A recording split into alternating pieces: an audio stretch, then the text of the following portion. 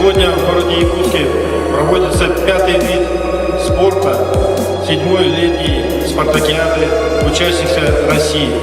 Это по настольному теннису.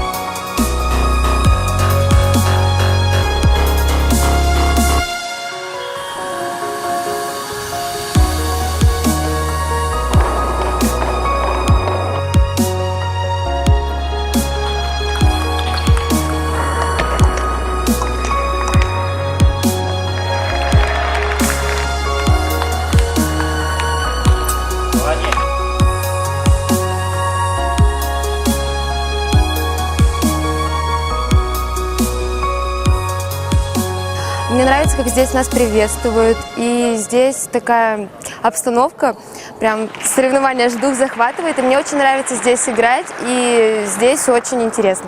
Ну вообще техника девочек из Якутии ощущается, потому что я смотрю, они много тренируются в Китае, и вообще с ними сложно играть, то есть на полном серьезе.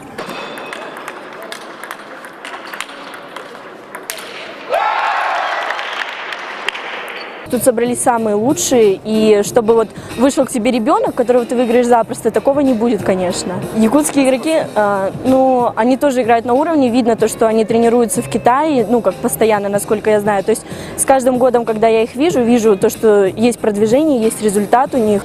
Перенервничала,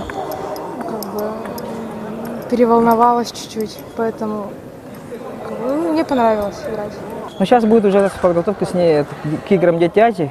Я думаю, что у нас достойно выступим. У нас команда неплохая у девочек. Наша спартакиада прошла за 3 игровых дня. В командных соревнованиях первое место заняла команда Приморского края, второе место заняла команда Амурской области и третье место заняла команда Республики Саха-Якутия.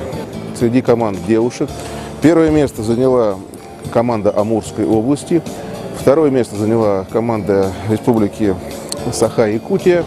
И третье место заняла команда Хабаровского края. В личном зачете среди девушек победила представительница Хабаровского края Виктория Кобылина. И в личном зачете среди юношей первое место занял Антон Мерзляков, Амурская область. Соревнования прошли на отличном организационном уровне. Мы благодарим организаторов и футбольный манеж «Даксон» за прекрасную подготовленную площадку для проведения наших соревнований.